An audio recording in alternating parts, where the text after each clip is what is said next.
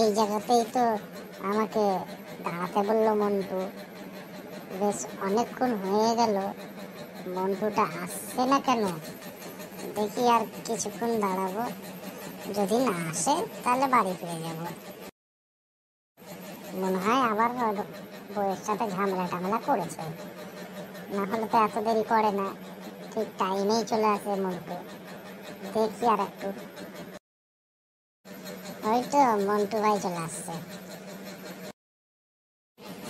পাঁচু ভাই, সরি, আমার একটু দেরি হয়ে গেছে আসতে। আর বলো না, ওই আমার বউ সবজি আনতে দিয়েছিল, তাই বাজার থেকে কটা সবজি এনে দিলাম, তার জন্য একটু দেরি হয়ে গেল। যদি সবজি না নিয়ে আসি তাহলে আমার সাথে তো চাতা করতো। তুমি তো ভালো করেই চিনো আমার বউকে।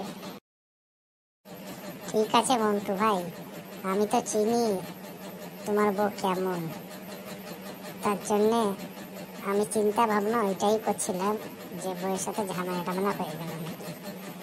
ঠিক আছে, এসেছে যখন, আসো দুই বন্ধু মিলে আমরা একটু গল্প করি।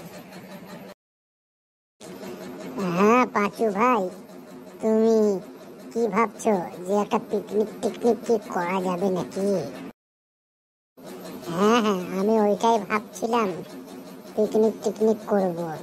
আমার মুখের কথা তুমি বলেই ফেললা যখন, তখন আমরা একটা পিকনিক করেই ফেলবো। ওই আমাদের বড় স্কুলটা আছে না, ওর পিছনে বড় একটা মাঠ, মাঠের ওই সাইডে একটা বড় পার্ক আছে, ওই পাঁচিল দিয়ে ঘেরা বিশাল পার্ক, ওইখানেই আমরা পিকনিকটা করব ভাবছি। কেমন হবে বলো পাঁচু ভাই? হ্যাঁ হ্যাঁ, ঠিকই বলেছ, ওই জায়গাটা বেশ ভালো, ওইখানে মজা করে পিকনিকও করা হবে, বেশ ভালো জায়গা।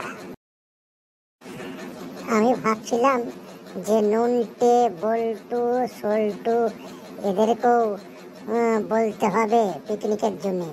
দুইজনা তো আর পিকনিক করে মজা হবে না, ওদের তিনজনাকেও ডাকতে হবে।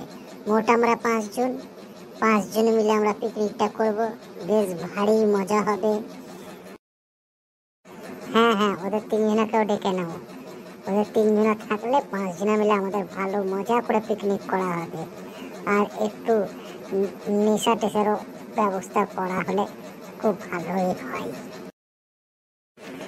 না পাঁচু ভাই না, তুমি নেশার কথা বলোই না। আমি যদি বাড়িতে মদ খেয়ে ঢুকি তাহলে তোমার বৌদি আমার সাথে যাতা করবে, আবার কিন্তু ঝামেলা পাকিয়ে নেবে। তুমি তো চিনো আমার বউকে কেমন। না ঠিক আছে ঠিক আছে, নেশা টেশা করা যাবে না, তবে অন্য কিছু একটা প্ল্যান করব, কি করা যায়। ঠিক আছে তাহলে পাঁচু ভাই, আমি আসছি, আবার দেরি হয়ে গেল তোমার বৌদি আবার বকা চাপা করবে। যাই, বাড়ি ফিরে যাই, আবার কালকে দেখা হবে। আর পিকনিকটা ওই পরশু দিনকে আমরা করব। হ্যাঁ আমিও বাড়ি ফিরে যাই, পিকনিকটা পরশু দিনকাই হবে। ঠিক আছে, যাও তুমিও যাও আমিও যাও। সত্যি মন্টুর বউটা না শুধু শুধু ঝামেলা করে, কি জানি এরকম কেন। থাক, যা হলো হলো, এবার বাড়িতে যাই, পরে দেখা যাবে।